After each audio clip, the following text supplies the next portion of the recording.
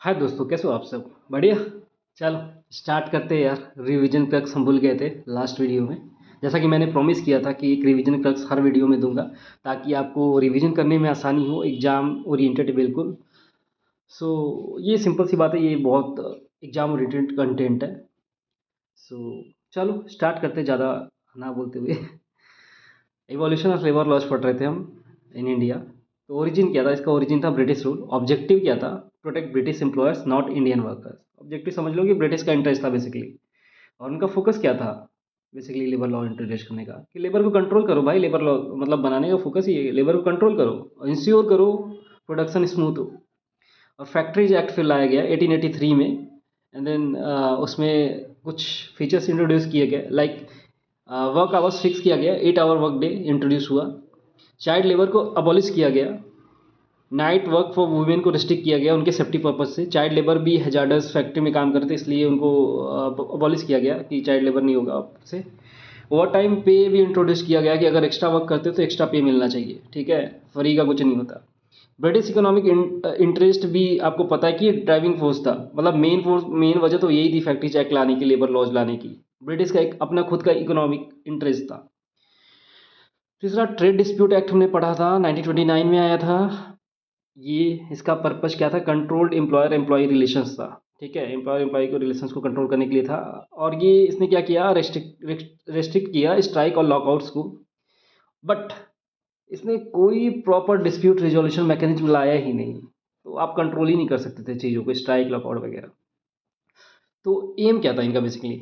इनका एम था, जो ट्रेड डिस्प्यूट एक्ट 1929 का एम था, maintain industrial peace for British industries. अपने इंडस्ट्रीज को लाइक पीस मेंटेन करने के लिए उन्होंने किया, ठीक है?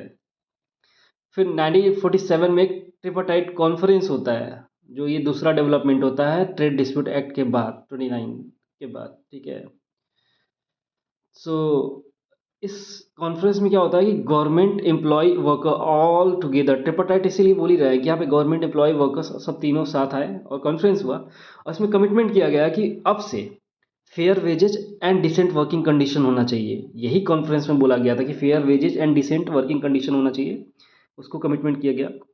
और 3 ईयर टूर्स बताया गया कि no strike and no lockouts, ठीक है? पर्पज क्या था? पर्पज वही था, smooth transition in post independence economy, ठीक है? तो इंडस्ट्रियल डिस्प्यूट एक्ट 1947 अगेन आया, और ये किसको रिप्लेस किया? ये रिप्लेस किया जो वीक 1929 का एक एक्ट था, मतलब इंडस्ट्रियल डिस्प्यूट एक्ट 1929 एक वीक एक्ट माना जाता है, उसको रिप्लेस किया बेसिकली ये, ठीक है? फिर इंट्रोड्यूस्ड हुआ फॉर्मल डिस्प्यूट रिजोल्यूशन। बेसिकली जो डिस्प्यूट रिजोल्यूशन मैकेनिज्म नहीं इंट्रोड्यूस हुआ था 1929 वाले एक्ट में, इसमें इंट्रोड्यूस किया गया, जिसमें कॉन्सिलेशन, आर्बिट्रेशन एंड एडजुडिकेशन लाया गया। इसके बाद still one of the India core labour laws इसको माना जाता है। सबको पता है यार, इंडस्ट्रियल डिस्प्यूट एक्ट 1947 को अभी भी हम कोर लेबर लॉज मानते हैं इंडिया के, ठीक है? और यही था basis of industrial peace machinery की टेकअवेज। क्या है? सिंपल सी बात है यार, इवोल्यूशन हुआ, move from British control to worker protection to balance industrial relation. पहले ब्रिटिश ने स्टार्ट किया अपने इकोनॉमिक इंटरेस्ट के लिए, फिर धीरे धीरे वर्कर प्रोटेक्शन की बात आई फैक्ट्रीज एक्ट में। फैक्ट्री एक्ट में क्या हुआ कि वीमेंस के कुछ नाइट वर्क को रेस्ट्रिक्ट किया गया, चाइल्ड लेबर को हटाया गया, वर्किंग आवर को फिक्स किया गया। यही हुआ। ब्रिटिश कंट्रोल तुमको पता है अपने इकोनॉमिक इंटरेस्ट के लिए किए थे। बैलेंस इंडस्ट्रियल में क्या हुआ कि चीज़ें फिर डिस्प्यूट रिजोल्यूशन मैकेनिज्म लाए। यही सब था और क्या, स्मूथ ट्रांजिशन हो सब चीज़ें, ठीक है? उसके और मेन चीज़ तुम याद कर लो यार, 1883 एक्ट जो था, वो वेलफेयर बिगनिंग था, वहीं से स्टार्ट होती है चीज़ें।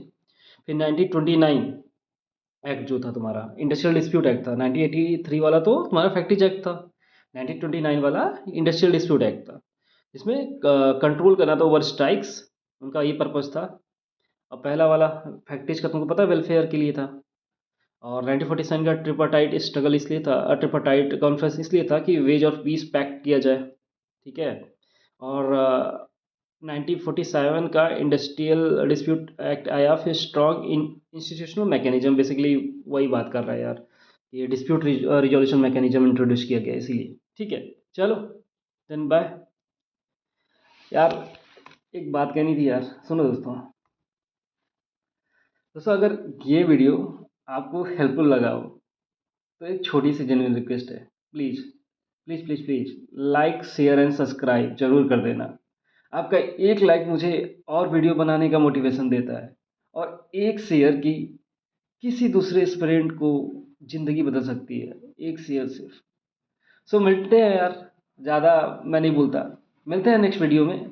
और चलो यूपीएससी क्रैक करो, साथ करेंगे यार। All the best warriors.